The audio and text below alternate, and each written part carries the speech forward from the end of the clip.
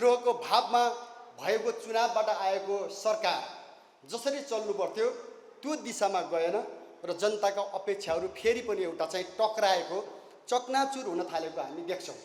Gen Z विद्रोहीहरूले पनि फेरि सडकबाट आफ्ना आवाजहरू उठाउन थालेको र मुख्यतः नयाँ पुस्ता चाहिँ असन्तुष्ट बन्दै गएको चित्र हाम्रो अगाडि छ र एक प्रकारले अकल्पनीय ढङ्गले जनतामा फेरि तपाईँको आन्दोलनको स्थिति, सङ्घर्षको स्थिति र विद्रोहको वातावरण बन्न थालेको हामी देख्छौँ। भ्रष्टाचारीहरूलाई एक प्रकार रक्षा गर्ने अब आजको दिनसम्म आउँदाखेरि तपाईँले देखिसक्नुभयो, आज भ्रष्टाचारीहरूका स्वरहरू फेरि ठुला भइसके, फेरि तिनीहरू त तपाईँको सडकमा आइसके, फेरि सत्तामा पनि आउन थालिसके होइन। जेल परेका भ्रष्टाचारीहरू पनि नगन्य धरोटीमा या होइन बिना धितो बिना धरोटी रिहाई भटाभट भइराखेका छन् र जनता आश्चर्यचकित भइरहेछन्।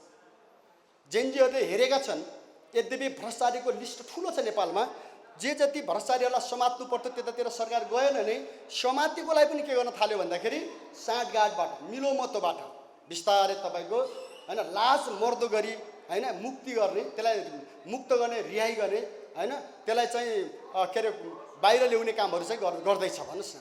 यसले चाहिँ जनता चकित भएका छन् र हामी सबै चकित भएका छौँ। यो सरकार वास्तवमा विद्रोहको जनादेश अनुरूप नगएर होइन अर्कोतिर फर्केर एक प्रकारले सरकारकै पनि हालत हामी कस्तो देख्दैछौँ मित्रहरू भन्नुहुन्छ भने एउटा क्याप्टन विहीन जस्तो के, सरकारको क्याप्टेनै छैन क्या हो, यो सरकार कसले चलाछ भन्ने टाइपको पनि जनतालाई अन्यल पर्न थालेको के, चालक विहीन सरकार जस्तो अथवा यसको केन्द्र कहाँनिर हो, कसले चलाइराखेको छ भन्ने जस्तो गम्भीर विषय आज चाहिँ देशको स्थितिमा देखिँदैछ। यो हाम्रो भनाइ के छ भन्नुहुन्छ भने एक प्रकारले यो सरकार, यो व्यवस्था, यो प्रणाली असफलतातिर गयो भन्ने हो भने अब एउटा नयाँ निकास चाहिन्छ।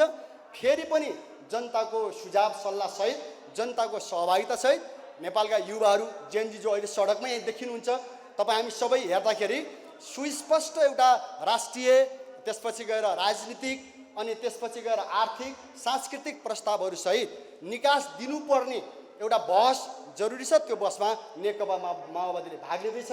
तपाईँहरूले पनि सुन्नुभएको छ मैले भनेको कुरा पनि, तपाईँहरूले पनि अलि उत्तेजित ढङ्गले नै सोध्नुभयो, त्यहाँ मैले पनि सुनिरहेको थिएँ होइन। बुढालाई अलि रिस उठ्ने गरी पनि सोध्नुभयो होइन। विप्लवले टियर्न छोड्यो नि त भने जसरी टियर्न छोड्या होइन। हामीले भने के हो भन्नुहुन्छ भने नेपालको कम्युनिस्ट आन्दोलनको बारेमा गम्भीर समीक्षा गर्ने बेला भयो, फेरि पनि उही तपाईँको दुईवटा पार्टी खप्ट्याउने, दुईवटा पार्टी टुकार्ने, त्यस्तो खालको परम्परागत सोचबाट कम्युनिस्ट आन्दोलन जाँदैन।